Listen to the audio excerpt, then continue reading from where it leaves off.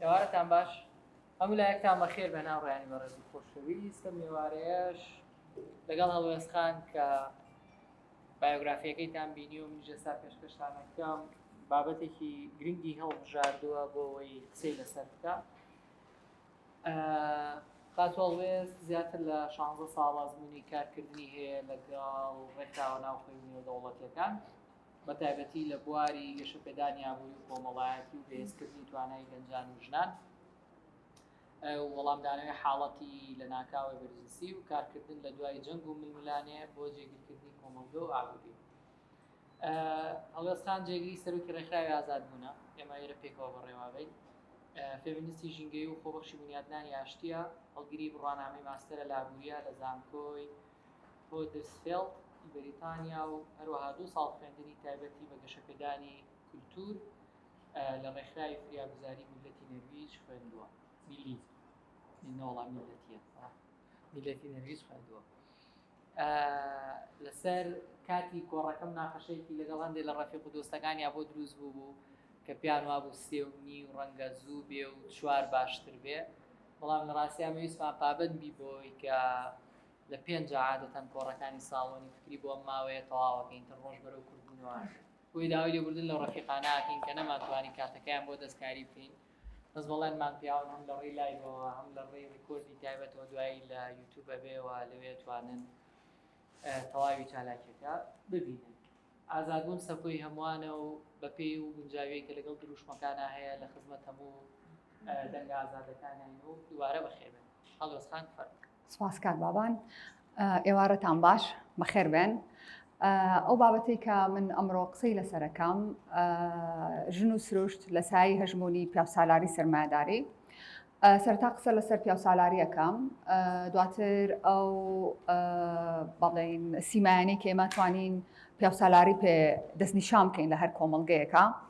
دواتر بە کورتی قسە لەسەر سەرمایەداریەکەین، ئەوە فێمینیزم چۆن سەری هەڵدا، پاشان قسە لەسەر دیاردەیەکی جیهانیەکەین کە ئەویش پاشەکشێکردنە بە ژنان و هەندێک جار وشەی ڕامکردنیش بەکارێت یان دەستدرێژیکردنە سەر ژنان، هەراسانکردنی ژنان وەکو یەکێک لە میکانیزمەکانی سیستەمی پیاوسالاری سەرمایەداری لەسەر ئاستی جیهان و لە هەرێمی کوردستان.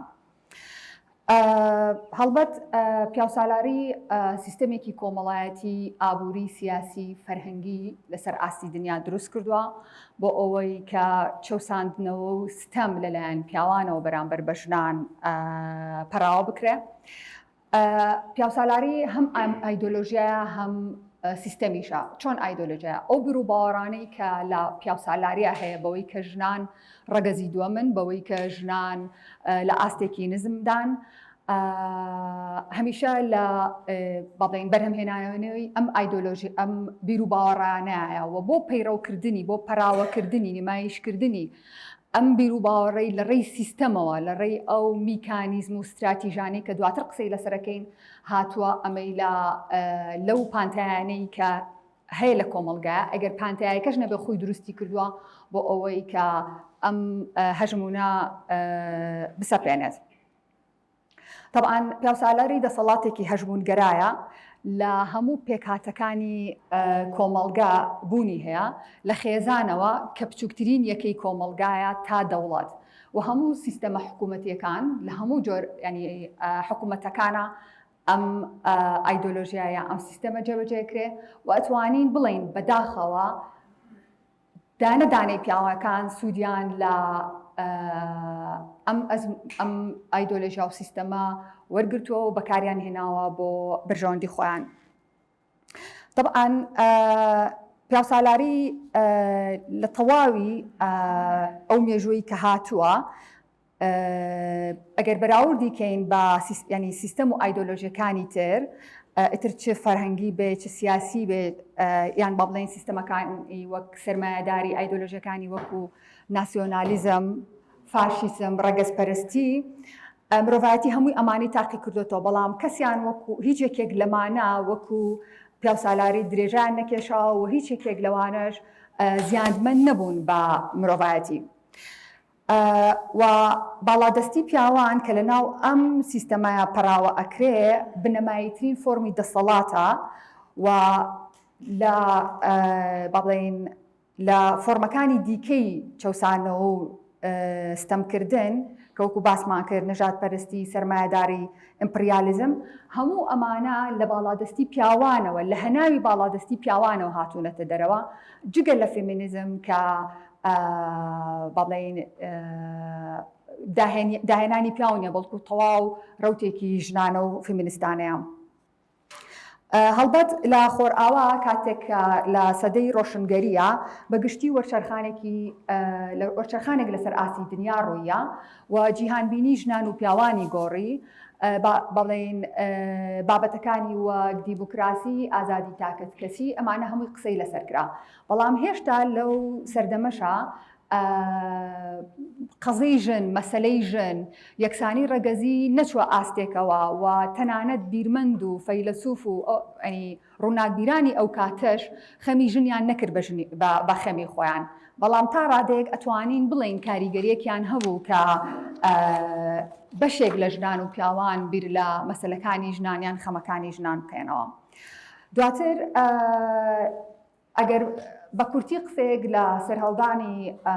مارکسیزم بکەین کە هاتن لە ڕێی جیاوازی چینایەتیەوە لە ڕێی بەکارهێنانی ژنان تەنها وەکو بەرهەمهێنەری دەستی کاری دیکە زیاتر قسەیان لەسەر ڕۆڵی ژنان کرد لەو ڕۆڵە جێندەریە یا با بڵێن ئەو ڕۆڵەی کە لە ناو کارگەکانە ژنان دەستێکی کاری هەرزانن و لە ماڵیشەوە بەرهەمهێنەری دووبارە بەرهەمهێنەرەوەی کرێکارن. ئەمە وای کرد کە ژنان زیاتر ئاشنا بن بە کێشەکانی خۆیان و دەنگ هەڵببڕن و زیاتر قسە لەسەر کێشەکانی ژنان بکەن لە ڕێی جیاوازی چینایەتیەوە. دواتر فدرێک ئەنگلس کە لە کتێبی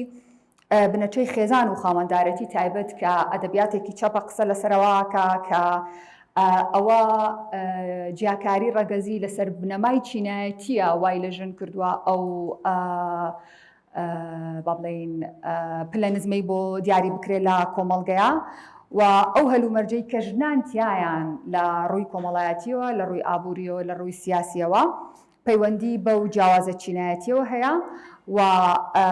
هەموو ئەمەشە وای کردووە کە ژنان وەکو ڕەگەزی دووەم سیر بکرێن. بۆی ئێمە پیاسالاری دەستنیشان بکەین لە هەر کۆمەڵگایەکە پێویستمان بە چەند بەڵێن هینێک هەیە چەند پێوەرێک هەیە. یەکێک لە پێوەرەکان ئەوەیە کە هەمیشە کارەکان لەسەر بنەمای ڕەگەز دابش ئەکرێ ئەمە کاری ژنانەیە ئەمە کاری پیاوانەیە و هەموو ینی لە سادەترین نمونەیە لە بەرجەستەترین نمونەیە ئەوەیە کاوترێ کاری ژنان ژنان کاریان لە ناوماڵە ژنان کاریان بەخێوکردنی مناڵە پیاوان لە دەرەوەن سیاست کارێکی پیاوانەیە و تەنانەت بەڵگەی تەواو لە بەردەسایە لە دەوڵەتانی سەرمایەداریە کە خۆیان هەوڵی ئەوایەن کە ئەو جیاوازە ڕەگەزیە بەو شێوازە بمێنێتەوە. بۆ نمونە لە وڵاتانی وەکو بەنگلادش و لە وڵاتانەی کە دەستی کاری هەرزان هەیە کە ئەچیتە ناو کۆمپانیای دروستکردنی یا کارگەکانی دروستکردنی جلوبەرگ و پێداویستەکانی دیکە سەیرەکەی زۆربەی کرێکارەکان ژن و مناڵن و ئەم جلوبەرگانە لە وڵاتە سەرمایەدارەکان بە پارەیەکی زۆر زۆریش ئەفرۆشرێن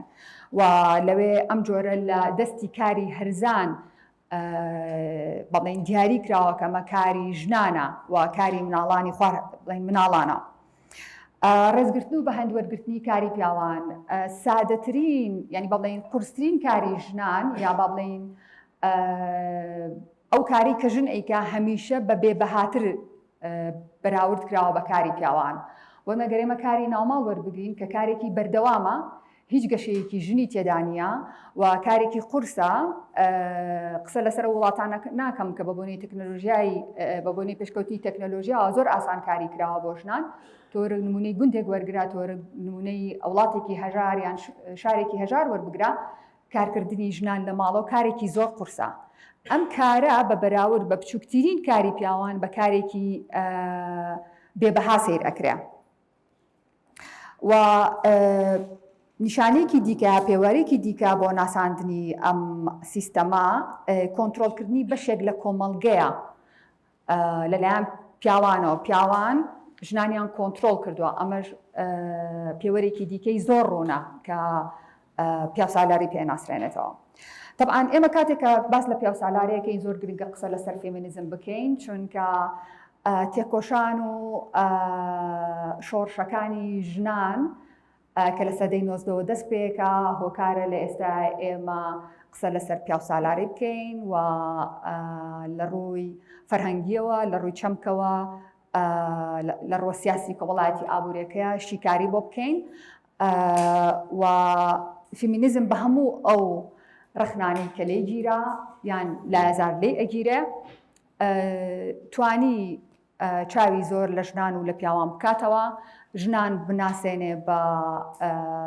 خەمەکانی ژنان بە ژنان بناسێنێ هاوخەمی و هاوبەشی پیاوان لە قەزایەکانی ژنا لە مەسەلەکانی هاوبەشی بە پیاوان بکات لە قەزایە و لە مەسەلەکانی ژنانە. فێمینیزم کە لە سەدەی 19ەوە دەسی پێکرد بە 4 ڕەوتا بە 4 شەپۆ لا تێپەڕێ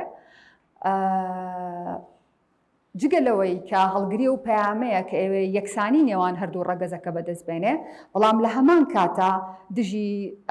چەوسانەوەی ڕەگەزی دژی چەوسانەوەی نەژادی چینایەتی فەرهەنگی و مەزهەبیە.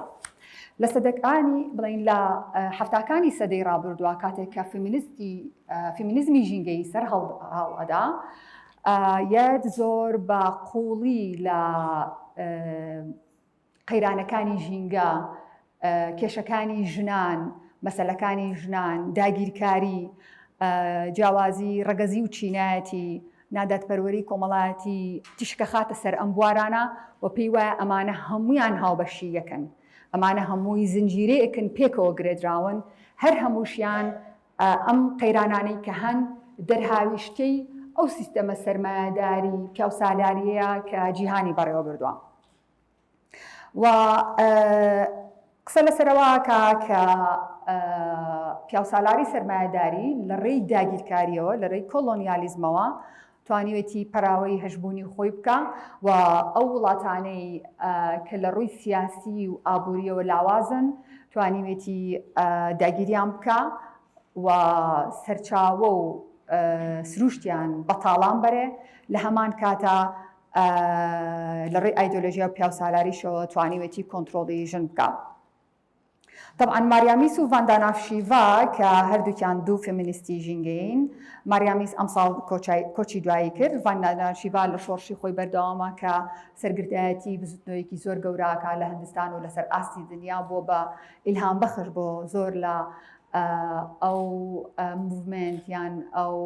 بزوتنەوانەی کە ئێستا لەسەر ئاستی دنیا قسە لەسەر دادپەروەری ژینگە قسە لەسەر پاشەکەوتکردنی تۆوی ڕەسەن و کە لە کشتتوکاڵی ژینگەیەوە بەرهەم دێت باس لەسەرەوە قسە لەسەرەوەکەن کە سروشت و ژن و ئەو کۆمەڵگانە یا ئەو وڵاتانەی داگیر کراون ئەمانە هەمویان داگیرکراوی یا کۆلۆنیاڵی پیاوی سپین و بەبێ داگیرکردنی ئەوان بەبێ ئەوەی کە ئەم وڵاتانە ئەگەر داگیر نەکرایە هەرگیز شارستانیەتی ڕۆژ ئاوا بەو شێوازەی ئەمڕۆ نەبوو و زلهێزەکان وڵاتانی زلهێز وڵاتانی سەرمایەداری بە ئامانجی بەدەستگەیشتنی سەرچاوەکان هاتوون یۆتۆبیایەکیان دروست کردووە خەونێکیان دروست کردووە کە ئەوان لە ڕێگەی ئەمەوە ئەتوانن ئاشتی جیهانی دروست بکەن ئەتوانن بازاڕی ئازادی جیهانی دروست بکەن ئەتوانن ژینگەیەکی ئازاد دروست بکەن بەڵام لە بەرامبەرە تەنها ئامانجیان داگیرکردنی ژن و سروشت بووە. هەر بۆیە بە تێگەیشتنی ئیکۆفێمینیستەکان بە تێگەیشتنی ئێمە پێمان وایە کاتێک کە سەرمایەداری هات دوای چەندین سەدە لەو هەژمونەی کە پەراوەی کرد یەکەم لە هەنگاوی یەکەمە بە کۆلۆنیالیزم دەسی پێکرد بەم داگیرکاریە دەسی پێکرد و پیشەسازی پاشماوە بە بەربۆکانی دۆزیەوە فۆسل فۆیلی دۆزیەوە دواتر خەڵوز و نەوتی دۆزیەوە لە پرۆسەیە سروشت وەهمێکی دروست کرد کە سروشت و ژن ناچالاکن پاسیڤن چۆن کاتێک سروشت هەمیشە لە خۆ بەرهێنانەوەیە بەشێک لە سەرچاوەکانی سروشت هەمیشە لە خۆ بۆ بەرهێنانەوەن ئەمانە داگیرەکە بەمبەستی قازانج و لە بەرامبەرە ژن یا دەستی کاری هەرزانە یان هەمیشە لە دروستکردنی وەچە و هێزی کاری هەرزانایە بۆیە لێرەوە پێمان وایە کە ئەو جەنگەی کە لەلایەن ئەو وڵاتانەوە دەستی پێکرد کە جەنگی دژی ژن و سروشتە ڕێشەکەی لەو سیستەمە ئابووری و سیاسەیەدایە کە شکستی هێنا لە پاراستن و ڕێزگرتن لەو سنوورە ژینگەی و ئەخلاقیانەی کە پێویستە بەڵێن کە پێویست بوو بپارێزرێن وە شکستی هێنا لەوەی کە یەکسانی دروست بکە شکستی هێنا لەوەی کە دادپەروەری سەقامگیر بکە و ئەو وڵاتانە لە ڕێو کۆمپانیانی کە هیانە لەسەر ئاستی دنیا هەوڵیان ناوە کە جیهان بکەن بە بازاڕێک و هەموو ئەوەی کە لە ژیانە هەیە وەکو کاڵایەکی لێ هاتووە هەمووی قابلی فرۆشتنە وەکو باسمان لەوە کرد کاتێککە یەکێک لە پەراوەکانی ئەم سیستەما یەکێک لە ببورن یەکێک لە هەنگاوەکانی ئەم سیستەمە کە داگیرکاریە لە ڕێی چەند استراتیژێکەوە یەت وڵاتی داگیرکراو ئەچەوسێنێتەوە و ژنان ئەچەوسێنێتەوە و ئەو استراتیژی بەکاری ئەهێنێ بەڵێن سیستەم ئەو استراتیژی بەکاری ئەهێنێ هەمان استراتیژە کە پیاو بۆ کۆنتترۆلکردنی ژنان بەکارهێنن بۆیە جیراڵدین موان کە زانایەکی سیاسی کۆمەڵناسی ئیرلندیا باز لەوەکە ئەمانە ئەو استراتیژیانەی کە وڵاتی داگیرکراو بەکاری هێناوە بۆ داگیرکردنی هەر وڵاتێک هەمان سیستەمە کە پیاو بەکاری هێناوە بۆ کۆنتترۆلکردنی ژنان بە کورتی قسە لەسەر استراتیژەکانەکەم یەکێک لە استراتیژەکان ئەوەیە کە هەمیشە وڵاتی داگیرکەر خۆی بە باڵا دەستداناوە لەسەر ئەو ئەساسی کە ئەو باڵایە ئەو نەژادێکی ڕەسەنە ئەو حەقی هەیە کە ئەم سەرچاوانە بەکاربێنێ هەمیشە ئێمەش لە هەموو کایەکانە لە ناو خێزان لە ناو سیاسەتە لە ناو هونەرە لە ناو لە بزنسا ئێمەوە بینین کە هەمیشە پیاوان خۆیان بە باڵا دەستدانێن و هەموو کایەکە قۆڕخەکەن استراتیژی دووەم ئەوەیە کە وڵاتانی داگیرکراو هەموو جۆرێک لە توندوتیژی بەرامبەر بە وڵاتانی داگیرکراو بەکارهێنن و گومانیشی تێدانە کە پیاوان هەموو جۆرەکانی توندوتیژی بەرامبەر بە ژنان پەراواکەن ئیتر ئەو توندوتیژیانە سۆزداریە دەرونیە جەستەیە ڕۆحیە بۆ ڕێگریکردن لە بەکارهێنانی زمانی دایک لە وڵاتی داگیرکراودا استراتیژێکی دیکە دەست بە سەراگرتن و کۆنتترۆلکردنی سەرچاوە ئابوووریەکانە ئەو سەرچاوانن کە لە سروشتان بۆنە تۆ وڵاتێکی داگیرکراوی سەرچاوت هەیە بەڵام تۆ خاوەنی نیت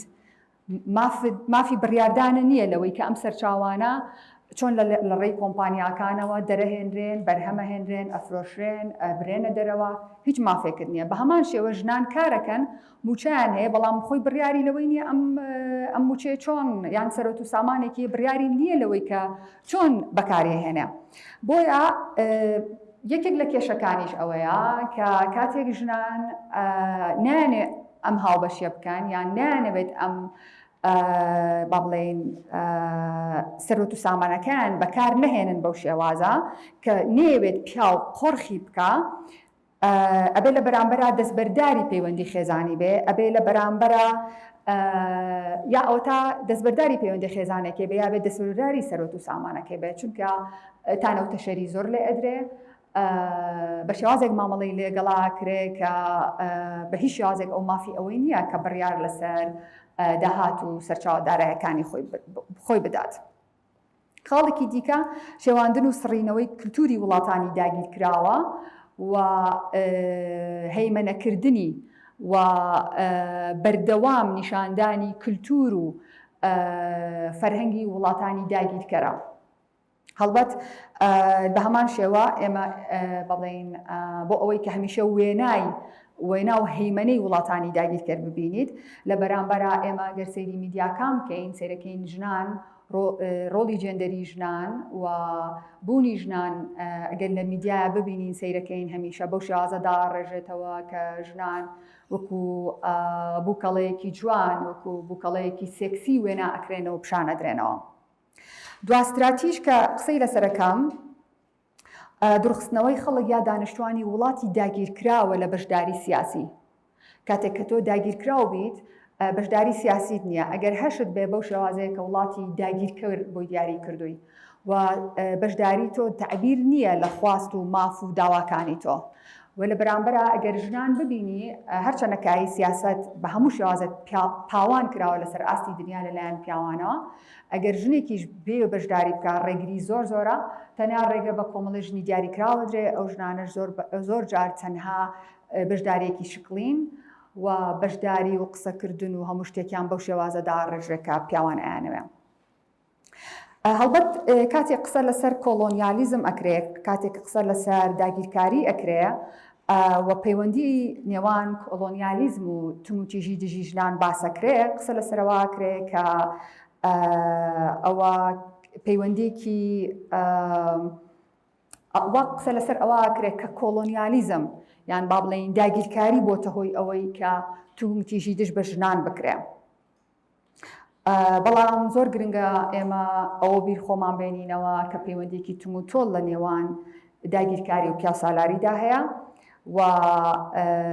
هەندێک لە بەشێکی زۆر لە ئیکۆفێمینیستەکان پێیان وایە بەبێ پیاسالاری هەرگیز کۆلۆنیالیزم یا داگیرکاری نەیت ئەتوانی بەو شێوازە هەیمەنی خۆی بەسەر دنیاە بکە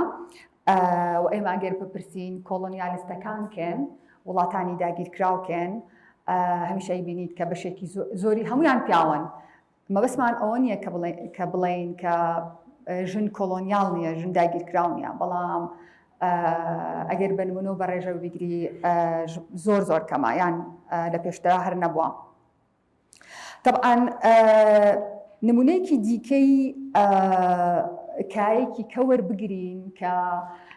کایی زانستە ئەم کایە لەلایەن سیستەمی پیاسالاری سەرمایەداری بۆ بەرژەوەندی و باڵادەستی پیاو بەکارهێنراوە. هەڵبەت ئیڤلین ڕید لە کتێبی ئایا سروشتی جەستەی ژن چارەنووسی دیاری ئەکات زۆر بەڕوونی شیکاری ئەم کایی کردووە کە چۆن بۆ بەرژەوەندی پیاوان بەکار هاتووە تەنانەت بیردۆزی نادروستیان دروست کردووە بیردۆزی ناڕاستیان دروست کردووە بەڵکو بەشێکی زۆر لە زانە ئەوانەی کە زانای ئەنترۆپۆلۆژیا و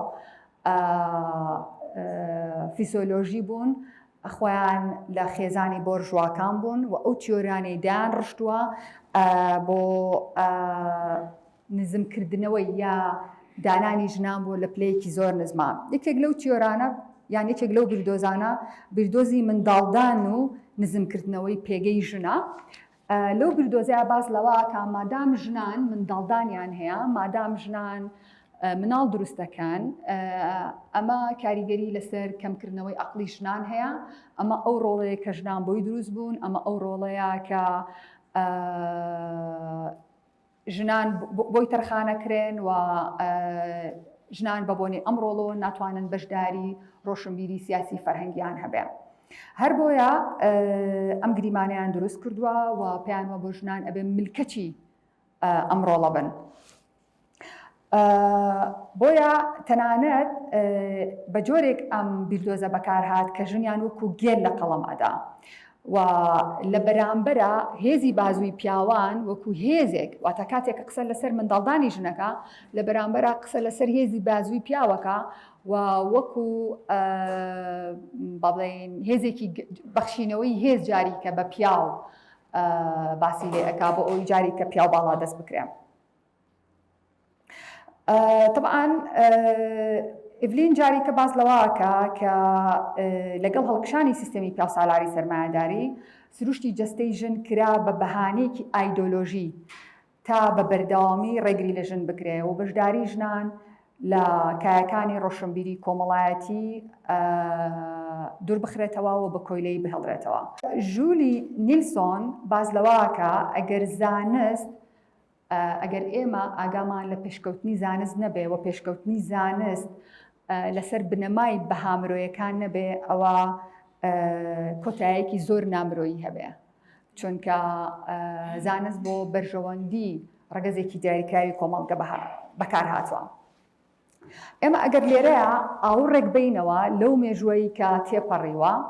ئەبینین کە هێشتا ژنان وەکو کاڵایەکی بازرگانی لەلایەن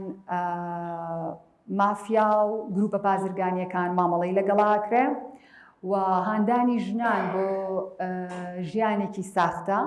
کورکردنەوەی ژنان لە ڕۆڵە جێندەرەکانیانە و بەکارهێنانی ژنان لە بەڵێن زیاتر تەرکیزکردنە سەر مۆتیفی جوانکاری بۆ ژنان ئەو بازرگانی کێسە لەسەر ئاسی دنیا هەیە لە پیشەسازی جوانکاری کە پیشەسازیەکی زۆر وەحشی گەرانەیە و ژنان بە پلەی یەکەم قوربانی دەسی ئەم پیشەسازیان ئەمانە هەمووی جارێکە بوونەتەوە بە قازانج بۆ سیستەم و ئەشبینین کە ئەم سیستەمە استراتیژ و تەکنیکی زۆر تموتیژانەی دژی مرۆڤ ینی دژی هەموو بنەماکانی مافی مرۆڤ لە ڕابردوو لە ئێستاشا بەکارەهێنێ بۆ ئەوەی کە دەسەڵاتی خۆی بسەپێنێ و ئەو میکانیزمانی بۆ ئەو بەکارهێناوە کە پاشەکشە بە ژنان بکە. ئێمە یەکێک لەو تموتیژیانە لێرە باسەکەین کە تموتیژیە لەسەر بنەمای ڕەگەزی و تموتیژیە کە پەراوەی دەسەڵاتەیان با بڵێن پیاوان لە ڕێی ئەم جۆرە لە تموتیژیەوە هەژمونی خۆیان ئەسەپێنن. ئەویش هەراسانکردنی سێکسیە کە ئێستا لەسەر ئاستی دنیا دیاردەیە کە زۆر قسەی لەسەرەکرێ. ئەم هەراسانکردنە وەکوتمان هەوڵدانی پیاوانە بۆ ڕامکردنی ژنان بۆی پاشەکشە بە ژن بکرێ لە هەموو کۆمەڵگەکانە بە ئاستی جیاواز هەیە بەڵام ئەگەر بەراوردێ بکەین لە نێوان ئەو کۆمەلگانی کە لە ڕووی فەرهەنگی و پێشکەوتون و ئەو کۆمەلگانەی کە پێشکەوتونین دوو جیاوازی سەرەکیە بینین. یەکێک لە جیاوازەکان ئەوەیە لەو کۆمەلگایانەی کە لە ڕووی فەرهەنگی و پێشکەوتون ژنان توانای وتنی نایان هەیە بەرامبەر بەم دیاردەیە و خۆشبەختانە پیاوەکان لە بەرامبەر وتنی نایە دوور ئەکەونەوە. بەڵام لە هەندێک کۆمەڵگەی دیکەیە بە پێچەوانەوە پیاوان جگە لەوەی کە پاشەکشە ناکەن کاتێک ژنان ناڕازین بەڵکو هەڵمەت و پەلامار و شێوازی بێشەرمانەتر و دڕندانەتر بەکارەهێنن بەرامبەر بەو ژنانەی کە ئەڵێن نا. خاڵی دووەم لەو کۆمەلگایانەی کە لە ڕووی فەرهەنگی و لە پێشترن پەنابردن بۆ ناوزڕاندنی ژنان شانازیکردن بەوەی کە پیاوان چەندین جار دەستدرێژیان کردوتە سەر ژن یان با بڵێن نووسنی لەگەڵ ژنێکە یا بوونی پەیوەندی لەگەڵ ژنێکە یا بوونی پەیوەندی سۆزداری لەگەڵ ژنێکە نابێتە شانازی خۆڵکێشانی پیاوان و پیاوەتی پیاو لەو فەرهەنگانەیە بەمە پێناسە ناکرێ بەڵکو ئەبێتەوەی کە بە چاوێکی قێزەون سەیرێکرێ. بەڵام لە کۆمەڵگەی دیکەیە بۆ لە کۆمەڵگەی خۆمان وەربگرین چەنەها جار لێرە و لەوێ بیستومانە کاتێ پیاوان دائەنیشن زۆر بە شانازی وە قسە لەسەرەوەکەن لەگەڵ کێیان وستون باسی ئەو ژناناکەن کە ئامادەگیان هەیە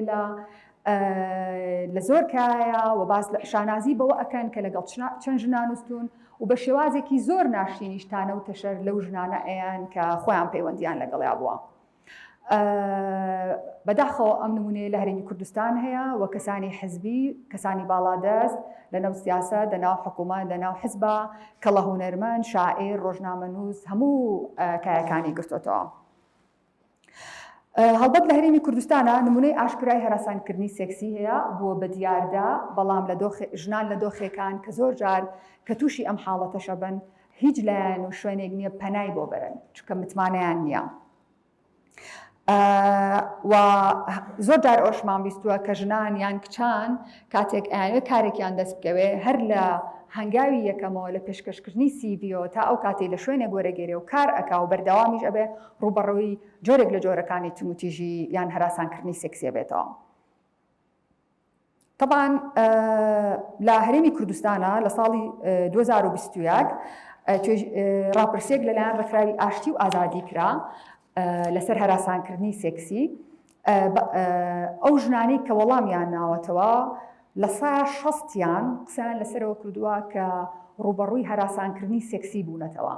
لە دام و دەستگای حکومی و لە کەرتی تایبەتیش. لەسەر ئاستی دنیا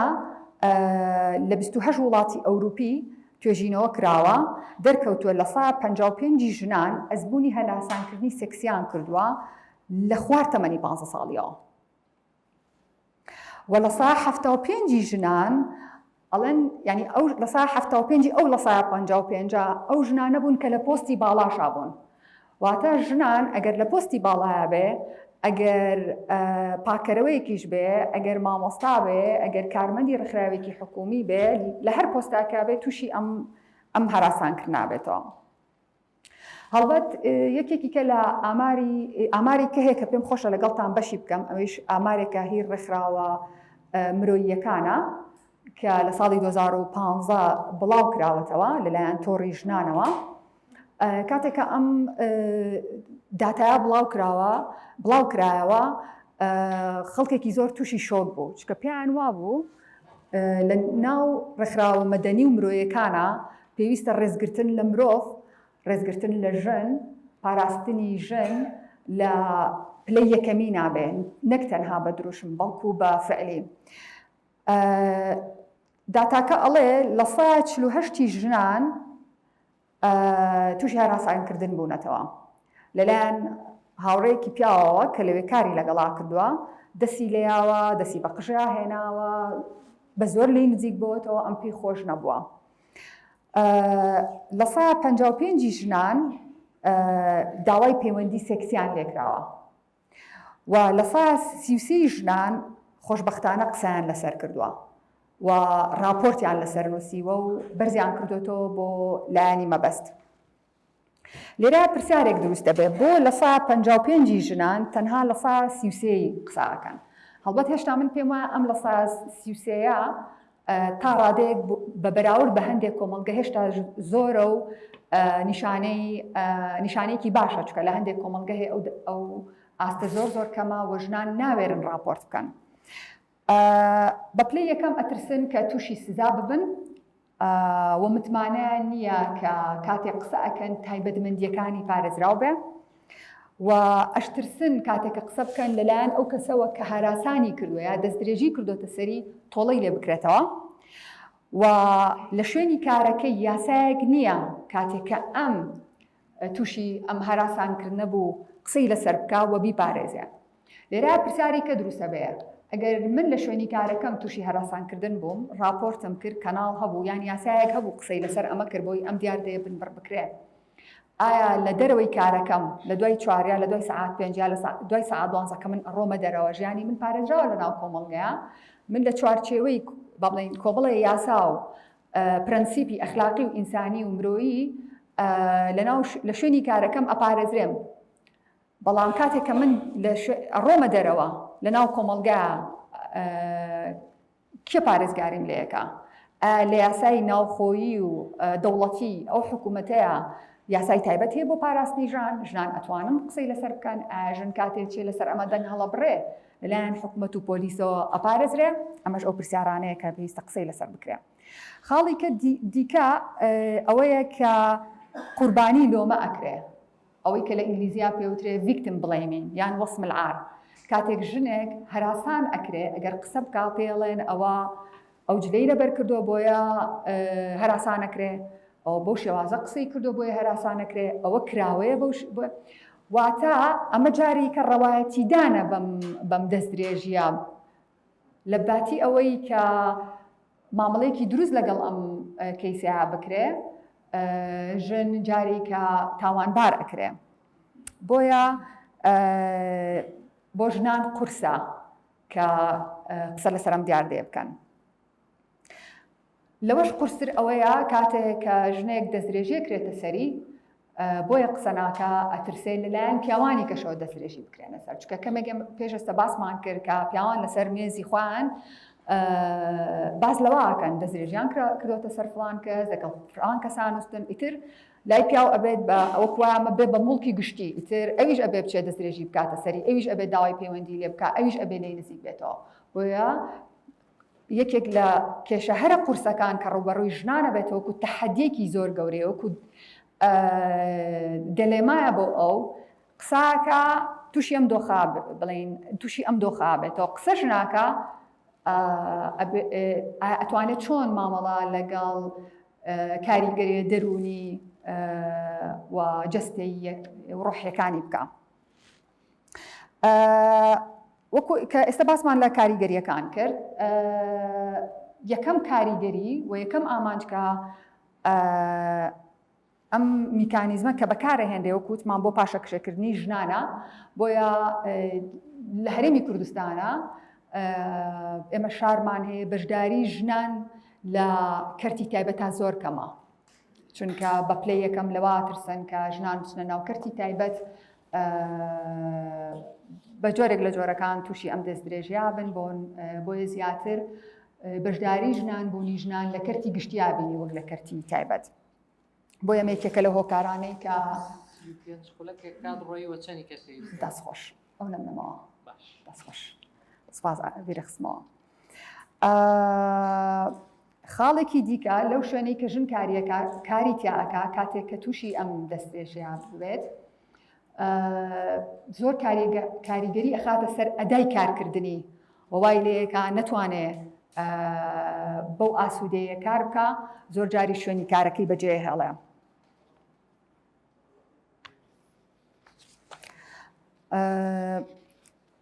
ئێمە ئەگەر قسەیەک لەسەر ئەم چەمکە بکەین، بزانین مەبەستمان چیە لە هەراسانکردنی سێکسی، چونکە تێگەیشتنی جیاواز هەیە، هەڵبەت پێناسەی جیاوازیش هەیە بۆ ئەم دیاردەیە کە تا ڕادەیەک ئەتوانین ئاسایی وەری بگرین، چونکە پەیوەندی بە ئاستی تێگەیشتن و پێشکەوتنی فەرهەنگی کۆمەڵگەکانەوە هەیە و هەندێک کەس هێشتا و ئیدراکیان نییە کە هەندێک کردار بووە بە خوتیانە ڕۆژانەش دووبارەیەکەنەوە بەڵام هەراسانکردنە. بۆ نە کاتێک گەنجێک لە دوکانێکە یان لە شوێنێکی گشتیە یان لە شەقامێکی تایبەتیە خەریکی کارکردنە سەرنجی لەسەر ئەندامێکی هەستیاری ڕەگەزی بەرامبەرێتی، تەبعاً چ ژن بێت چ پیا و فەرقی نییە، ئەندامی لەسەر یا تەرکیزی لەسەر ئەندامێکی دیاریکراوە یا ئەندامی هەستیاری ڕەگەزی بەرامبەرێتی و پیوایە شتێکی زۆر ئاساییە لە کاتێکە ئەمە هەراسانکردنە. بۆیە کاتێ ئەم کەسا یەتە ناو شوێنی کارکردن، یەتە ناو دام و دەستگایەکەوە، پێویستە تێی بگەێنرێ و فێر بکرێت کە ئەمەی تۆ پێشتر ڕاهاتووی لەسەری، ئەمە مامەڵەیەکە ئەم پێناسەیە هەڵەگرێ و پێویستە بەردەوام هۆشار بکرێتەوە لەسەری. دەستەی نەتەوەی گرتوەکان بۆ یەکسانی جێندەری و بەتواناکردنی ژنان بەم شێوازە پێناسەی هەراسانکردنی سێکسیەکە. ئەو ئەڵێ هەر مامەڵەیەک، هەر قسەکردنێک، هەر تەلمیحێک، هەر با بڵێین بەرکەوتنێکی جەستەیی کە ئامانج لێی حەز و ئارەزوویەکی سێکسی بێ و بەرامبەر پێی ناخۆش بێ، ئەمە هەراسانکردنی سێکسیە. بۆ منە خەڵک هەیە هەرچی جنێوە ئەیە پێی وایە ئەمە جنێوە، بەڵام ئەمە تەنها جنێو نییە، ئەمە جۆرێکە لە هەراسانکردنی سێکسی، چونکە ئەندامێکی دیاریکراوی ڕەگەزی بەرامبەرێ بەکارهێناوە، چ ژن بێت پیا و فەرقی نییە و بەرامبەر پێی خۆش نییە. تۆ ئەم جنێوە بەم شێوازە ئەمە ئەچێتە خانەی هەراسانکردنی سێکسی بەڵام بە زارەکی. لێرە ئەمە یەک تێبینی بەم هەڵبەت هەمیشە لە شوێنی کارکردنەکان بە جۆرێک لە جۆرێک ئەم حاڵەتانە ڕوو هەیە توانج ئەیە یا با بڵێین مامەڵەیەک ئەنوێنەیە کە مەبەست لێی سێکسە و ڕەگەزی بەرامبەر پێی ناخۆشە. هەڵبەت هەراسانکردنی سێکسی لە ناو هەردوو ڕەگەزا هەیە، ژن بەرامبەر بە پیا و پیا و بەرامبەر بە ژن، ژن بەرامبەر بە ژن، پیا و بەرامبەر بە پیا. وەکوتمان بنەمای سەرەکی ئەمە ئەوەیە کە ڕەگەزی بەرامبەر پێی خۆش نەبێ، پێی قبوڵ مەبێ و نەتوانێت ئەمە بە ئاسایی وەربگرە. بەڵام لێرا و پرسیارە ژێتە پێشەوە، بەڵام ئاساییە لە شوێنی کارە هەر جۆرێک لە پەیوەندی کە ئینسانەکان بیبەن بەڕێوە. طبعاً ئەمە ئەبێ لە ڕێی پۆلیسیەکان یان یاساکانی تایبەت بە سەرچاوە مرۆیەکان و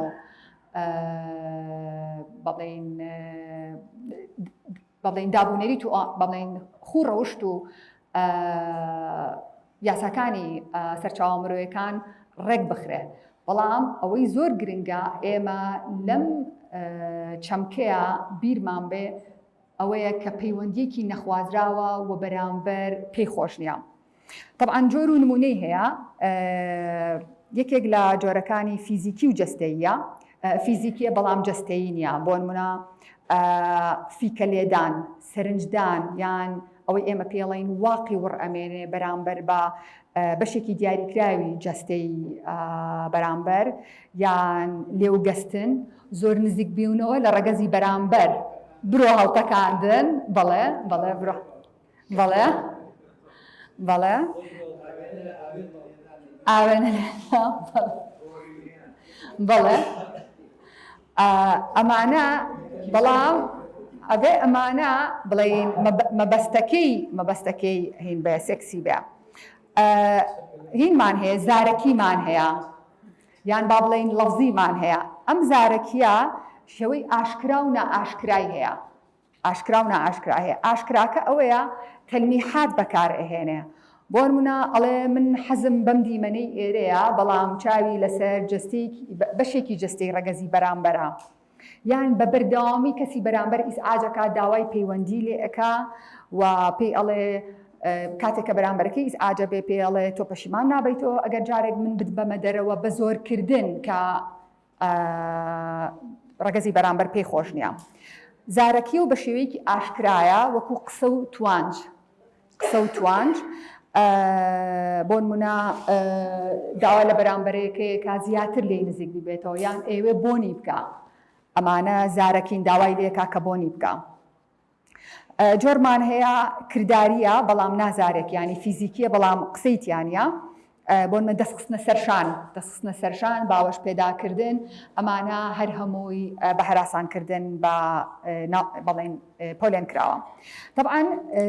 کۆتا بابەت کە قسەی لەسەرەکەم چارەسەرکردن و ڕێگریکردنە لەسەر ئەم هەراسانکردنە. طبعاً ئێمە ئەگەر بمانەوێت چارەسەر ئەم دیاردێ بکەین یا ڕێگری لێ بکەین، ئەوەیە کە لە هەموو دام و دەستگاکان، لە هەموو دامە و دەستگا حکومی و مەدەنی و ڕێکخراوەیەکان پێویستە پێناسەیەکی بەڵێن هاوبەش لەسەر بنەمای تێگەیشتنی کارمەندەکان بۆ ئەم بابەتە بکرێ، لەوەی کە هەموو کارمەندان کۆ بکرێتەوە قسە لەسەر ئەم بابەتە بکرێ. هەڵبەت زۆر گرنگە کاتێک قسە لەسەر ئەم بابەتە کرێ ئەوە لە بەرچاو بگیرێ لە هەندێک کۆمەڵایان لە هەندێک کۆمەڵگەیە قسەکردن لەسەر ئەم بابەتانە زۆر محافیزکار و خەڵکی خۆی بە دوور ئەگرێ، بۆ زۆر گرنگە ڕەچای ئەوانە بکرێ. بەڵام لە هەموو دۆخەکانە قسەکردن لەسەر ئەمە بە شێوازێکی کراوە و لەوەی کە دڵنیابن ئەو کارمەندانی لەوێن، ئەو کەسانەی کە لەوێ کار ئەکەن، بە تایبەتی لەناو ڕێکخراوە مرۆیی و نێودەوڵەتیەکانە، لەبەرەوەی خەڵکمان هەیە لە کولتوری جیاوازەوەیان لاچێ هەندێک بەرکەوتن لە لای ئەوان ئاسایی بێ لە کۆمەڵگەیکە لە ناو دین و مەزهەب و دابوو نەریتێکی کە جیاواز بێ، بۆیە زۆر گرنگە هەموو ئەوانە لە بەرچاو بگرێ. خاڵێکی دیکە زۆر گرنگە کە لێرە زۆر کەم قسەی لەسەرەکرێت دروستکردنی کولتوری ڕێکخراوەیە. ئێمە چۆن نەتوانین کولتوری ڕێکخراوەیی دروست بکەین؟ یەکێک لە بنەماکانی دروستکردنی کولتوری ڕێکخراوەیی دروستکردنی ژینگەیەکی تەندروستە کە دوور بێت لە هەراسانکردنی سێکسی. هەوە هەمیشە پێمان وایە کە بەڵێن کولتوری ژینگەی یان ژینگەی ئەو شوێنەی کە کاری تیاکەی ڕۆحێکە پێبەخشێت کە تیا کار بکەیت. کاتێک کە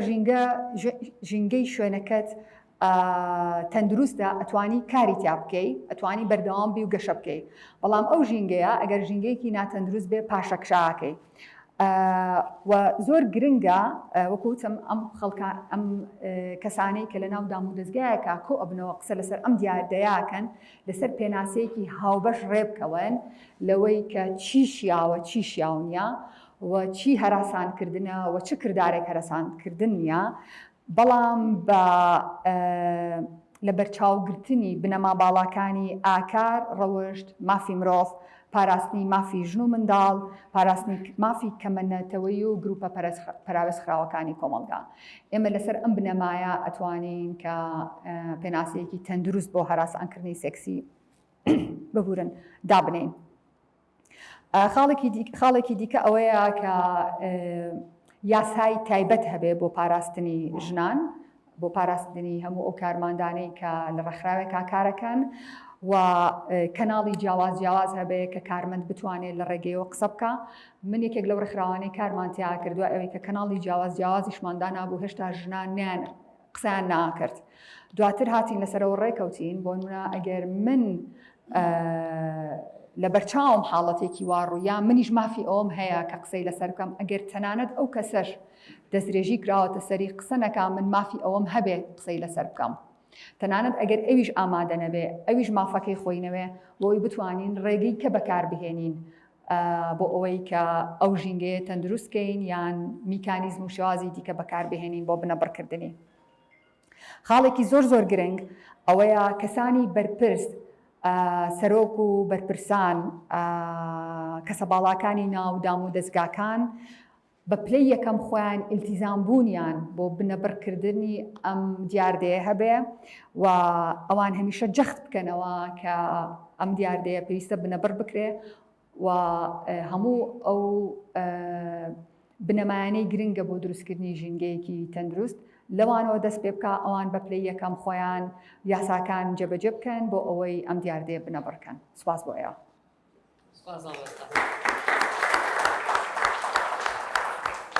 بۆ ئازادبوون، سپاس بۆ هەڵوێ، سپاس بۆ ئێوە. من هەندێک ئیزافاتم هەبوو. ئەو ئەمەی لەبەردەستی منە یەکێکە لەو کارە زۆر باشانەی کە بۆ داتاو زانیاریەکان لە مەجای ژنانە ئەنجام درراوە لەسەر ئاستی دنیا. من هەندێک داتا خەمەڕوو لەسەر مەسەلەی کار کە زۆر گرنگە و یەکێک لە هۆکارەکانی ئەوەی کەوا کە ژنان هەتاوکو ئێستا کۆمەڵێک دەنگ و چاڵەمە بێتە سەر ڕێیان و ژیانیان بۆ ئاراستێنە ڕواکە خۆیان یان مرۆڤایەتی پێویستێتی ئەوەیە کە کارکردن لە لای ژنان ڕێژەکەی زۆر کەمە. مەسەلەن لە 170 هەژاران، یعنی ئەوەیەکەوێتە خوارهێڵی هەژاریەوە لە ئاستی دنیاە، مداتانەی باسی یەکەم هی ساڵی 2006-2007 دوای ئەوە جوڵەی جیهانی بە ئاراستەی چاکردن یاخود کارکردن لەسەرم بابەتانە زۆر بەرفراوانتر بوو لە پێش 2006-2007. لە 170 هەژاران لە ژنان پێکدێن کە داهاتی ڕۆژانیان لە دۆلارێک کەمترە تا ئەو ساڵە. لە 166 نەخوێندەواران ژنان پێکێهێنن. لە 170 کاری بێ بەرامبەر کە ئەنجامەدرێ و هیچ بەرامبەرێکی نییە لە ڕووی مادیەوە هەر ژنان ئەنجامی ئەدەن. مقابلەتەن بەمە یان بەرامبەری ئەمە ئەوەی کە ژنان پێکێنن یاخود لە پۆستە باڵاکانە یان پلە باڵاکان پێکەهێنن هەر لە هەمان ساڵدا بەپێی داتاکان لە 170 ڕێژەی پلە باڵای بەڕێوە هەموو ئاستەکانی دنیا ژنان پێکیان هێناوە. ئەم ڕێژێش تەوزیع ئەبێ بۆ سەر ئەم بابەتانە. بابەتە ئیجتیماعیەکان لە 114، قانون لە 109.4، اقتصاد لە 104.1، سیاسە لە 103.4، جێبەجێکار لە 103.9 کە ئێمە توانین لە ڕێگەم داتایانەوە دنیا لە ئێستا دنیای ژمارەیە و ژمارەیە قساکە پێمانەڵە کە ئێمە بێت چی بکەین، چی ئەنجام بدەین. ئەم ژمارانە پێمانەڵێن کە دنیا لە ئاستێکی زۆر خراپە بەرامبەر بە ژن و مرۆڤایەتی ئەگەر بەم شێوەیە بەردەوام بێ ژنان خراپترین دۆخەکانیان و خراپترین سەردەمەکانیان لەم 50 ساڵی سەرەتایم سەدەیە بەسەر بردووە بەڕاستی. ئەکرێ ئێمە بۆ سەدەی ڕابردوو کۆمەڵێک بیانومان بەدەستەوە بێ عیلەم وەکو پێویست پێشکەوتونە بوو، دنیا نەگۆڕا بوو، مەفاهیمە کۆمەڵایەتی و مافی مرۆڤ و ئەمانەوەکو ئێستا کرانەوەیان نەبوو. بەڵام ئێستا بیانومان چییە؟ ئەوەی کە بەدەستمانەوەی بەکاری دێنین لە ئێستاە چییە؟ بۆ ژنان لەم دۆخەیان هەتا ئێستا. و لەسەر مەسەلەی لەسەر بابەتی کار تەنیا ئەو نەم هەبوو، بەڵام بابەتێکی دیکەی زۆر گرنگ ئەوەی کە هەڵوەس باسی کرد ڕێگەی جیاواز هەیە بۆ ڕوبەڕووبوونەوەی دەستدرێژی سێکسی و توندوتیژی و میکانیزمی زۆر جیاواز هەیە کە ئێمە بتوانین ڕەسدی جەریمەکانی پێ بکەین، بتوانین جەریمەکان بزانین لەکوێ ڕووی داوە. یەکێک لەو ڕێگایانی کە لە بەریتانیا بەکارهێنرا و زۆر سەرکەوتوو بەکارهێنانی هەرچەنە لە شوێنێکە ئەمە پێچەوانەی بیر و بۆچوونێکی قسەکانی هەڵوێستا بەکارهێنانی ئارایشتگەکان بوو، ساڵۆنەکان، سنتەرەکانی تەجمیل کە توانیان سوودێکی زۆر گەورە بگەێنن بۆی کە چۆن ئێمە ڕەستی جەریمە بکەین کە بەرامبەر ژن ئەنجامەدرێ. ئایا جەریمەکە دەستدرێژی سێکسیە، تەحەڕوشە، توندوتیژی خێزانیە، توندوتیژی بینی زەمالەتە. بەڵام لە شوێنێک لە شوێنەکانە لەبەرەوەی کاتێکە ژنان یاخود خەڵکانێک ڕوەکەن ئارایشگەکان ملاحەزەی ئەوە کراوە بە درێژایی تاریخ کە دڵیان زیاتر لەوێ ئەکەنەوە و قسە ئەکەن. بۆیە دەوراتی زۆر تایبەت بەم کەسانە بینرا کە لەوێ کارەکەن بۆی بتوان ڕاست جەریمە بکەن و هەڵوێستوتنی بتوانن دەسەڵاتی ئەوەیان هەبێ کە ئەم قسەیە وەکو بەکار بهێنرێ بۆی جەریمەکەی پێکەشف بکرێ یاخود جونحەکەی پێکەشف بکرێ و داکۆکی لە مافی ئەو کەسە بکرێت کە ڕوبەڕووی ئەم جۆرە ئاکارە بۆتەوە. و خاڵێکی دیکە گوڵستان خان بە خۆشحاڵیەوە لێرەیە کە هەردووکمان پێکەوە ئەندامی لیژنەی داکۆکیکردن لە مافی ئافرەتان بووین و پێکەوە کارمان لەسەر هەمواری یاسای بەرەنگاربوونی توندوتیژی خێزانی کرد. بە شانازیەوە باشترین زەمیلی من بوو لە هەموو پەرلەمانە یان یەکێک بوو لە باشترین زەمیلەکانم. دەنگ نەما ئاخر. ئۆکێ ئێمە لە پەرلەمان توانیمان لەسەر ئەو بابەتی بەرەنگاربوونەوەی یان یاسای بەرەنگاربوونەوەی توندوتیژی خێزانی کارێکی زۆر گەورە ئەنجام بدەین. بەڵام هەر لە هاوڕێ نزیکەکانی خۆمانەوە ئێمە ڕوبەڕووی هێرشێکی زۆر گەورە بووینەوە کە ئەندامی لیژنەکەی خۆمان بەجێی هێشتین. نەک هەر ئەوە ینی زۆر بە خراپی مامەڵەمان لەگەڵ کرا لە فراکسیۆنەکانی خۆمانەوە لە ئەندامانی دیکەوە لە بەگشتی بەکۆی گشتی لە ئەندامانی پەرلەمانەوە بۆ لەبەرەوەی بۆ سەرەتا هەڵوێست ئاماژەی پێدا ئەم فکرە پیاو سالاری ئەم ئایدۆلۆژیەیە پەیوەندی بە ڕەگەزەوە نییە و پەیوەندی بەوە نییە من ژنم بەرم ناکەوێت تۆ پیاوی بەردەکەوێت نەخێر هەمووی وەکو یەک بەری کەوتووە و لە شوێنێک لە شوێنەکانە هەمووی وەکو یەک دەرهاویشتی هەیە بۆم فکرە. بۆیە کارکردن لەسەر ئەم بابەتە کارکردن لەسەر فکری پیاو سالاری بە تایبەت ئێمە باسی کۆمەڵگای خۆمان بکەین قوڵترە چونکە بوقع جوغرافیەکەمان وە ڕوبەڕووی دنیای کێشە و گرفت و کاتەکە چۆ بۆ دوو ئەوەندە زڵا گیرم لەبەرەوەی لەسەر هەردوو بوارەکە تەبینەکان گرنگ بۆ گەر شتێک نەماوێ. سپاس دەکەم کە کاتی دوو بەشدار بووت بە من بەخشی. ئۆکێ داوای لێو برد نەکەم. زۆر سپاس. من زۆر دەستخۆشیت لێ یەکەم لە تۆ و لە کۆمەڵێک ژنی تر لە ئازادبوون کە هەمیشان بابەتانەی سارەیەکەن لە هەموو دنیا لە ئەوروپای پێشکەوتووی ئەمڕوا لە نرویج و سوید و دانیمارکە سێ وڵاتی زۆر پێشکەوتون بۆ خۆتەزانی لە مەسلەی ئافرەت کە زۆر جار بە دەوڵەتی ژن یا بە حکومەتی ژن ناو ئەبرێ زۆر لە ئێستا خراپتر بوون زۆر لە ئێستای کوردستان و عێراق و ئەم وڵاتانە خراپتر بوون. بەڵام بەچی گەیشتون بەم وەزای ئێستا بە هەوڵ و تێکۆشانی مەدەنیانە و خەباتی مەدەنیانە و بە وشیارکردنەوە. بۆیە ئەوەی کە ئێوەیکەن من زۆر دەستخۆشیتان لێکم کە هەمیشە قسەیەکەن لەسەر کێشەی جێندەر و لاوە. من یەک نمونەت بۆ هێنموانێ لە سەر وڵاتی نەرویج کە کاتی خۆی چەند زوڵم لە ژن کراوە. هەڵبەت نەرویج هیچێک و لە وڵاتانی کە مەقاومەیەکی زۆر زۆری کرد لە جەنگی جیهانی دووەمە بەرامبەر بە ئەڵەمانیا بەڵام دەرەقەد نەهات و نەرویجیان داگیر کرد. کۆمەڵێک لەو ژنانە کە بەردەست سوپای ئەڵەمانی کەوتون اختصاب کراون و لە دوای یا مناڵیان بووە و دوای ئەوەی کە ئەڵەمانیاش لەوێ دەرچوو حکوومەتی نەرویجی ئەو کاتە ئەوەندە پیاو سالاری تیا بوو کە ئەم مناڵانیان بینی خۆیان نەیەزانی و غەدریان لە ژنەکانە کرد و زەختیانە کرد لەوەی کە مناڵەکانە بێ بگەڕێنەوە بۆ ئەڵەمانیا لەبەرەوەی باوچیان ئەڵەمانیە و ئەڵەمانیا ژوەری نەیەگرتنەوە. ئێوە سەیری ئەم معاناتە زۆر قوڵ و گەورەیە بکەن کە ژنی تێکەوتووە. بەڵام بە خەبات و تێکۆشانی ژنان بە تایبەتی یەکێک لەو ژنانێک بەداخەوە ئێستا ناوەکەیم لە بیر نییە 30 دانە ساڵی ڕێک لۆبی دروست کرد و هەوڵیان لەگەڵ نەتەوە یەکگرتووەکان و لەگەڵ ڕێکخراوەکانی مافی مرۆڤ لە هەموو دنیا کە لۆبیەکی زۆر زۆر گەورەی کرد. دوای 30 ساڵ ئەنجا پەرلەمان بڕیاریە بەوەی کە ئەم مناڵانە کە ئێستا تەمەنیان 29 ساڵ و 30 ساڵە ئەبێ جنسی نەرویجیان بدرێتێ. زۆر سپاس و دەست خۆش. سەرەتا دەستخۆشیم بۆ هەڵوێستخان بەڕاستی ئەم بابەتانە بابەتێکی هەنووکەی زۆر گرنگە کە سەرچەم کۆمەڵگاکان بەڕای من پێویستی بەوەیە دیراسی قۆڵی لەسەرکە. پێم وایە بۆ دیراسەکردنی هەر بابەتێک لەمانە پێویستمان بە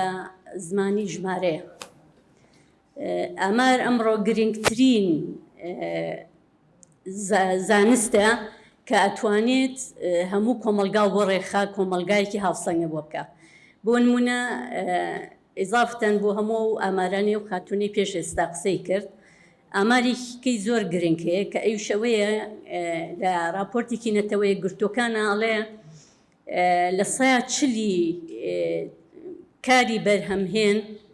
کە لە ڕیزەکانی ئافرەتانە کە کاری ناوماڵە ناچێتە ڕیزی ئابووری جیهانەوە. ئەمە بۆ خۆی بەسەرەن دیاردەیەکە تۆ بێ ئیشی جددی لەسەر بکەیت. من پێم وایە بۆی ئیشی باش لەسەر هەر دیاردەیەکی کۆمەلگا بکەی بۆی هاوسەنگیتیا دروستکەی ئەبێ داتا قسە بکات. ئەمە لایەک. لای دووهەم هیوادار بووم لەم بابەتەی بەڕێز هەڵوێستخانە باسێکی لەم سۆشیال میدیایە بکردایە کە ئەمڕۆ چ دەورێکی خراپی ناهاوسەنگە بینێ بە تایبەتی لەسەر گەنجەکانمان. ئەمە خاڵێک خاڵی دووهەمیش کارێگەری شەڕ لەسەر هەموو ئەم دیاردانە کە بە پلەی یەکەم ئافرەتان تایە زەرمەندی گەورن و ڕوبەڕووی نادادی و ڕوبەڕووی دەستدرێژی خراپە بنەوانێ. سوپاس. دیارە ئەم مۆزوعە زۆر هەڵەگرێت بەڵام زۆر بە کورتی من باسی یەکەم لە مۆزوعی گێچەڵی سێکسی. من پێم وایە لەسەر هەردوو ڕێگەزەکە قسەم پێم وایە چ پیا و چی ژن بۆ خۆی هەر لە مناڵیوە کاینێکی سەرکێشە ئینسان پێویستی بەوەیە چوارچێوەیەکێ بێت. ئەم بەش چی دروستێکە؟ یەک خێزان دروستێکە، دوو دابوونەریتە، سێمی یاسایە. یعنی بە هەردوو ڕەگەزەکە ئەگەر ئەم شتانە نەبێت بۆ خۆی ئینسانێکی ڕێزمەیە بەڕڵا بێت.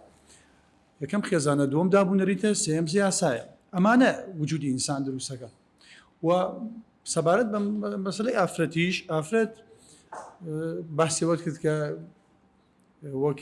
من بۆ نقڵی شبهێنم ئافرەت وایە لە لای پیاو خۆ بۆ خۆی کەسێکی ناسکە تۆ ئامادەیت یعنی نقڵ من خستمە دەم تۆ بیخیتە دەمت نەخێر بەڵام ئەمە حقیقەتێکە یعنی لە جنسی ئافرەتە ئەمەیە جیاوازیەک هەیەەوە بەڵام سەبارەت بەوەی کە ئافرەت توانایی بەرەنگابوورنەوە ئەوانەیەوە شخصێتی ئەو ئافرەتە خۆی دەریەخە یعنی وجودی ئینسانەکەیە بێ ئافرەت ئازابێت بۆی بتوانێت چۆن شخصێتی خۆی ئەپارێزێت چۆن ئەتوانێت وجودی خۆی دەربخات. سپاس باس کرد کە بەڕای من یعنی پێویستەکە کە قسەی زیاتری لەسەر بکرێ من لێرا تەنها سەرنجێک و ڕەنگە پرسیارێکم هەبێت لەو بارەیەوە سەرنجەکەم ئەوە بەڕاستی پرسی ژنان یا کێشەی ژنان لە هیچ شوێنێکی ئەم دنیاە چارەسەر نەبووە ڕەنگە لەلایەکۆ ڕەنگە لە شوێنێک و بۆ شوێنێکی ترەوە کوشتێکی نسبی جیاوازیەکی هەبێ من نەگەرم ڕەباسی بریتانیا بکەم لە زال هەفتانە یعنی دوو ئافرەتە کوژێ هەر بە کوشتن ئیتر لەلایەن پارتنەوە بێ یا لەلایەن مێردۆ بێ لایەن کە سوکارە بێ ئەمە بێ لەوەی کەکردنە خستنە سەرجادەیان یعنی مەسەلەن بەهەر حاڵە و پرسەکە ینی وەکوتم لە هیچ شوێنێکە لابەلان نەبووتەوە و مەسەلەی فێمینیزم و مشکلەی ژنان هەر ناگەڕێتەوە بۆ ئەو کاتێک کە موسەمەعی چینایەتی دروست بووە بەڵکو ئەگەڕێتەوە بۆ پێش ئەو موسەمەعە کە کاتێکەوە موسەمەعی قوچکەیی بووە چکە بەڕای من یعنی موسەمەعی قوچکەیی هیراشی هەرەمی هەرچێکی پیاڵێ ئەوە بناغەیە بۆ موسەمەعی چینایەتی یعنی مێژووی موسەمەع مێژووی کێشەی فەردەکانی موسەمەع یا جیاوازی ژن و پیاو لە مێژووی چینایەتیوە دەست پێ ناکات بەڵکو لەو مێژووی کۆمەڵی هیراشی و قوچکەییوە دەست پێکات ئەوە سەرنجەکەم بوو پرسیارێکم هەیە لە هاوڕێ هەڵوێست ڕەنگە من باش دوای بابەتەکەت نەکەوت بێتم کە تۆ باس فێمینیستی ژینگەیی ئەەکەی بە دنیای و ئەمڕۆ جۆری فێمینیستمان زۆرە یعنی تەنانستا تاچەر زیینو بێتەوە ماگرێت تاچەر خۆی بە فێمینیستە ترێزە کە ڕێزوزەرایی بەریتانیا بوو خۆی بین نەزان هەموو ئەو ئافرەتانێکە لە حیزبی لەیبەری بەریتانیا هەر هەمویان خۆیان بە فێمینیست سەزان بەڵام چ زۆرە فێمینیستێکن لە ڕاستیە کە لێرەشا کە باز لە فێمینیستی ژینگەیی ئەەکەین ینی هینە یعنی بۆ من سیغەیەکی لاستیکیە یعنی من نتوانم وای پێ بڵێم کە بڵێم مەبەستم هاوڕێجان مەبەستم نەخواان خواستە لۆمەی تۆ بکەم لەو بارەوە بەڵکو منش وەکو سەرنجی خۆم وکوتم ڕەنگە من دوای بابەتەکەت نەکوت بێتم یا من تێگەشتنم بۆ بابەتەکەت بە باشی نەبێت بەڵام لە کاڵێ هی ژینگەی فێمینیستی ژینگەی یعنی من ئەو معنایش ئەدا کە ینی فێمینیستەکەیە کە لە حقەتا ژینگەیە ژینگەی یعنی ئۆرگانیک بەڵام ئەو فێمینیستە ئۆرگانیکە لەکوێ هەیە لەکوێ ئەم مسەما هەیە ئایا لە مسەمای غەربی هەیە شەرقی هەیە یان نییە و دومیشان کە ئەڵێ یعنی هینی ژینگەیی فێمینیستی ژینگەیی ئەو ئینتیباعشەدا بە من کە ژینگە دۆستی بێ بەڵام ئایا ئەو فێمینیستە ژینگە دۆستیە چ جیاوازێکی هەیە لەگەڵ جۆرە لە فێمینیستەکانی تر فێمینیستی دەسەڵات خواز فێمینیستی مەسەلەن جۆرەکانی تر ینی تر کاتوواڵی فێمینیستی دەسەڵات خواز هەموو لایەنەکانە گرێتەوە لەگەڵ فێمینیستی نادەسەڵات خوازە زۆر سپاس هاوڕێیان بژیت هەڵوێستخانەوە بەڕاستی مۆزوعێکی جدی و بوێرانەش بوو بەڕاستی وەڵام من سەرنجم لەسەرەوەی هەیە ئێمە مەسەلەی کەلتور مەسەلەی کەلتوری ئاین خێڵ لەسەر سیستەمی سەرمایه‌داری کە ئەمڕۆ حاکمیت دنیاکات بەڕاستی هەرسێکیان چۆڵی خەڵک ئیلهام لەو جۆرە کەلتورە وەرەگرێت کە ڕەنگانەوەی هەیە بەسەر کۆمەڵگاوە سەحات دوو نەڕۆین ئاینی ئیسلامە هەموو ئاینەکانی تیژەڵا ڕجال قەوامون عەلە النیساء هەر یعنی کراوەتە دەستور کراوەتە کەلتور لەناو خەڵکا بەڕاستی یعنی حتا سەرمایه‌داری خۆشی بە هیچ جۆرێ لەگەڵ چارەسەرکردنی جیاوازی ڕەگەزیان نییە بە هیچ جۆرێ یعنی خۆی شەرعیەتی پێەیە حتا تۆ لە هۆلیوود لە فیلم هۆلیوودەکانی سەرمایه‌داریە هەمویان جیاوازی بڵێن ڕەگەزی ڕەنگەیە خێڵ هەروەها هیچ کاتێک خێڵ جێگەی خۆی جێگەی پیاو نایە بە جێگەی ژن بەڕاستی دەست و چاوە خۆش بێ سەرکەوتوبی هەڵوێستخان یعنی شتێکمان هەیە ئەگەر دوو کەس پێیان خۆش بیتر ئەوە ئەگەر هەڵاش بێ لە ڕووی پێناسەکەەوە بیگرێتەوانێ قبول بێ پێم وا بۆ تۆزێک پێویستی بە ڕوونکردنەوە هەیە سواس دەنگ هەیە بەس سایانەی گۆڕنج ئەوەی مای زۆر سپاس شادی بۆ بەشکردنی ئەو داتایانە ڕاستی بابەتەکەی دەوڵەمەند کرد و هیچ شتێکیم لەسەر نییە دەستەکانە خۆش بێت کاتی هات سەبارەت بە ئەوەی کە باست کرد یۆستاین گاردەر کە هەموو ڕۆمانەکانی ڕۆمانی فەلسەفین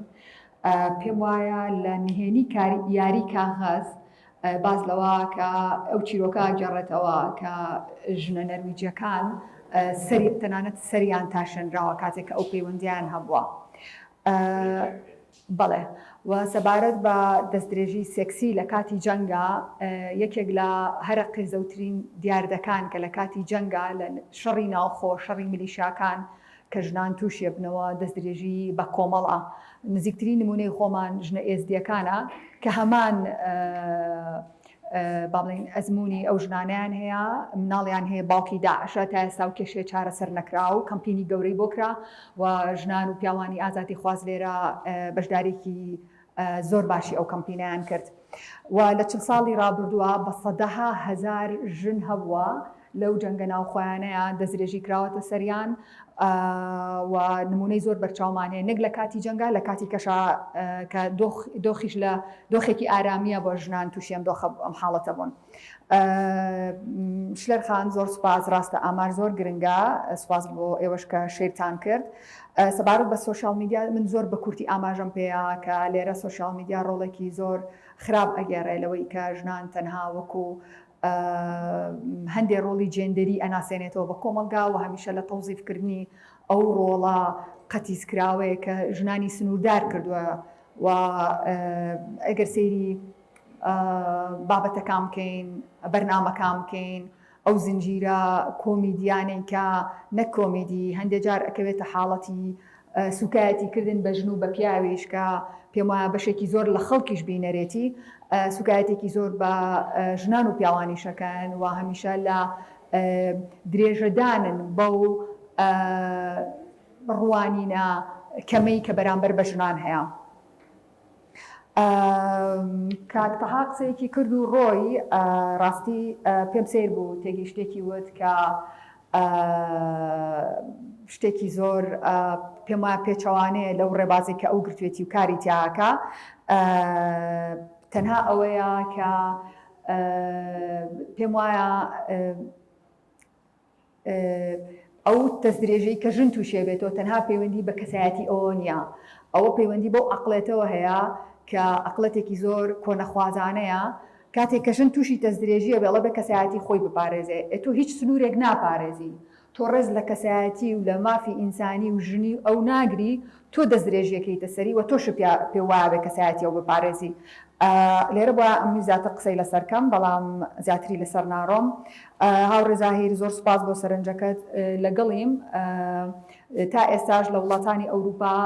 یەکێک لەو بوارانەی ژنان خەباتی بۆکەن یەکسانکردنی کرێی کارکردنە کە ژنێک لەگەڵ پیاوێک هەمان بڕوانامەیان هەیە هەمان ساڵانی خزمەتیان هەیە لە هەمان پۆستا کار ئەکەن بەڵام موچەی پیاوەکە زیاتر لە موچەی ژنەکە بۆیە بەدەستێنانی ئەو داواکاریانەی ژنانیان ئەو ئازادیانی ژنان ئەیانێ بەدەستی بێنن لە وڵات لە کولتور لە پانتایەک بۆ پانتەیەکە جیاوازە سەبارەت بە فێمینیزم ببورن ئەگەر من نەمتوان بڵێن ئیکۆفێمینیزم یان فێمینیستی ژینگەیی لاچە نەمتوانی بێ بە باشی بیگەێنم هەرچەند لە سۆشیال میدیاشا قسە لەسەرەوە کرابوو کە بڵێن ئیکۆفێمینیزم شتێکە و دروست کراوە ئێستا لە هەرێمی کوردستان بەڵام ئیکۆفێمینیزم کە وشەکە بە بڵێن ئەگەر بڵێن وەرگەڕێتە سەر زمانی کوردی واتە فێمینیستی ژینگەی چکە ئیکۆ بەمانای ژینگەیەت کە تعبیر لە کەسێکە لە سەرەتای هەفتاکانی سەدەی ڕابردووە سەری هەڵداوە کاتێک بڵێن بە تایبەت ماریامیس و ڤاندانا شیڤا کتێبێکیان لەسەر ئەم ڕەوتە نووسی و ژنانی زۆر هەن لەو بوارەیە کە قسەیان کردووە ئێستا ئەم بزوتنەوەیە وەکو لقێکی فێمینیزم لەسەر ئاستی دنیا لە ئەمریکای لاتین لە ئاسیا لە ئەوروپا بزوتنەوەی زۆر زیندوون کە لە گردبوونەوە جیهانیەکانە بڵێن تقریبان هەر لە مانگی نوێ بوو کە ساڵانە با بڵێن کۆبوونەوە و خۆپشاندانی زۆر گەوراکەن دژ بە وڵاتانەی کە لە ڕێی با بڵێن کۆمپانیەکانی نەوت و فوسڵفۆیل و بەرهەمهێنانەوە زیانێکی زۆر زۆریان بەژینگاندووە ئەمان بڵێن ئیکۆفێمینیست پێی وایە کە سروشت و ژن هەمان میتافۆرن بۆ سەرمایەداری پیا و سالاری چۆن سروشت بەخشەرە و سەرچاوەکانی بەکارەهێنرێ ینی تەنها قازانجی لەیەکا بەبێ هیچ بەرامبەرێک بەخشەرێکی خۆڕاییە ژنیش توانای دروستکردنینەوەی هەیە توانای دروستکردنی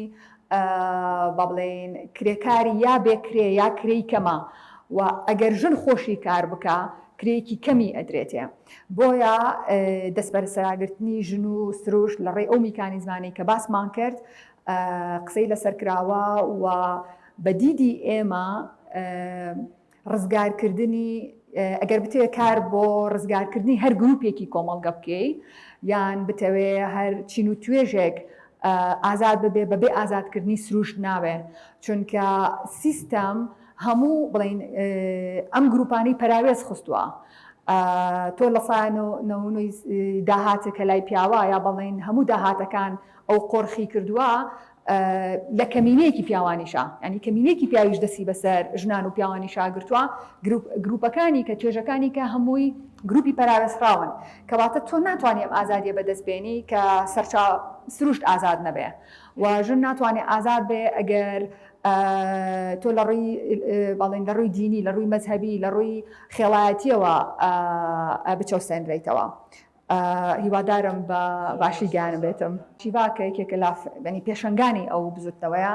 پێی وایە ئێمە ئەتوانین چارەسەری لە 140 قەیرانەکانی ژینگە بکەین ئەگەر بگەڕێنەوە بۆ کشتتوکاڵی ژینگەیی بەمەرجێ کشتتوکاڵی ژینگەیی لەلایەن ئەو کرێکارانەوە بێ کە پێیانەوترێت کرێکاری پەراوێزخراویان ئەو کرێکارانەی ئەو ڕوبەرەزەوەی کە هەیەە لە 2 هێکتار زیاتر نەبێ چکە ئەمە ئەو جۆرە لە کشتتوکاڵی کە دوورە لە تەکنەلۆژیای کشتتوکاڵی و دوورە لە پێشکەوتنی تەکنەلۆژیا کە ئەوەندەی زەرری بە سروشت و بە ژینگە گەیاندووە بۆن ئێستا ئەو تۆوەی کە لە هەرێمی کوردستان ئەفرۆشێ و کشتتوکاڵی پێکرێت تۆوێکی دەستکردە جیناتەکەی دەرکراوە جوتیار کاتێک کە ئەم تۆوە کڕێ ئەبێ لی بەرهەم نایەتەوە بێ هەموو ساڵە بچێ لی بکرێ ئەم تۆوە کە کراوە توانای گەشەپێدانی نییە بێ پێینی کیمیایی بۆ بکرێ لەگەڵەوەی کە پێینی کیمیایی بۆ بکرێ ئەبێ کوژەری مێرووی بۆ بکرێ ئەوەی کە پێوترێ ئێستا لێرە ناوێکی لێنراوە پێوترێ قەتڵ و عام یعنی هیچ لەو خاکیان ناهێڵێ لە کاتێکا یەک کەوچک چای لە خۆڵ ئەڵێ تەمانەوە زانست سەلماندوێتی کە بەقەدەر هەموو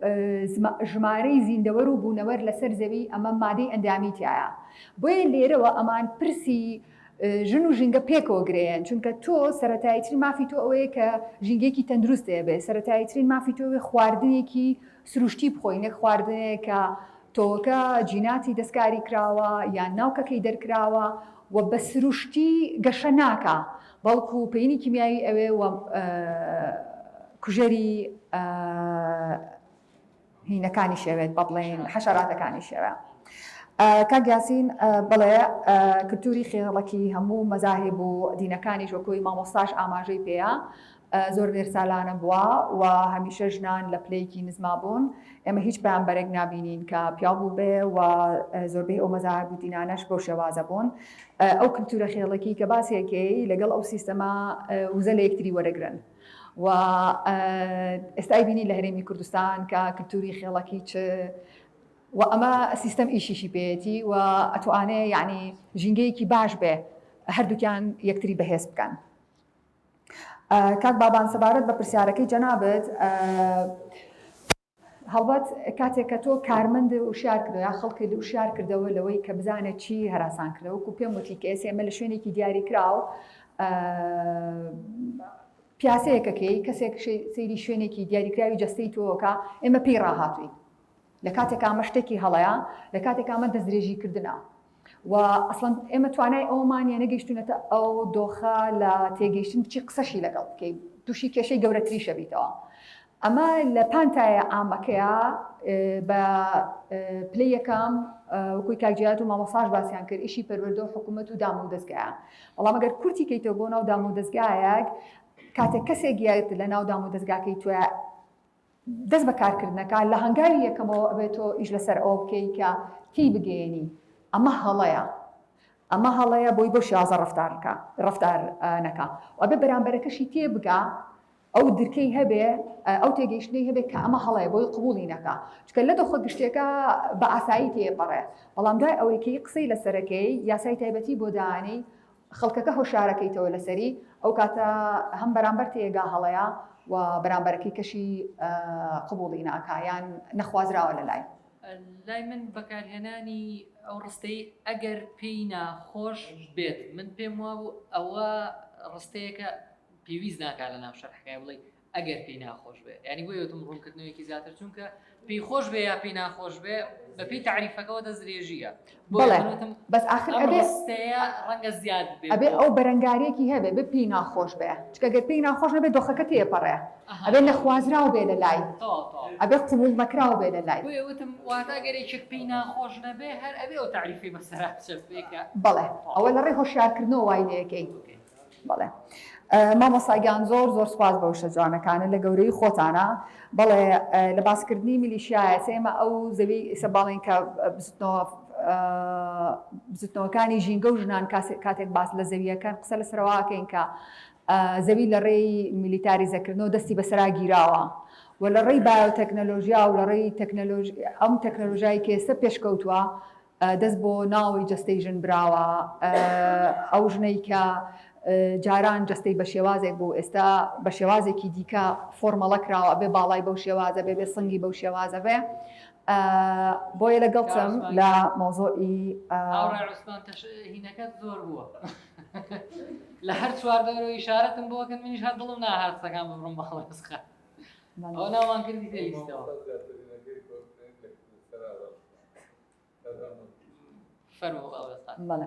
بۆیە لەگەڵ هەموو بۆچوونەکانتان زۆر سپاس بۆ ئیزافەی کە لەسەر بابەتەکە کردێ هیوادارم توانی بێتم ئەو سەرنج و تێبینانەی کەوتان قسەیکەم لەسەر کردبێ.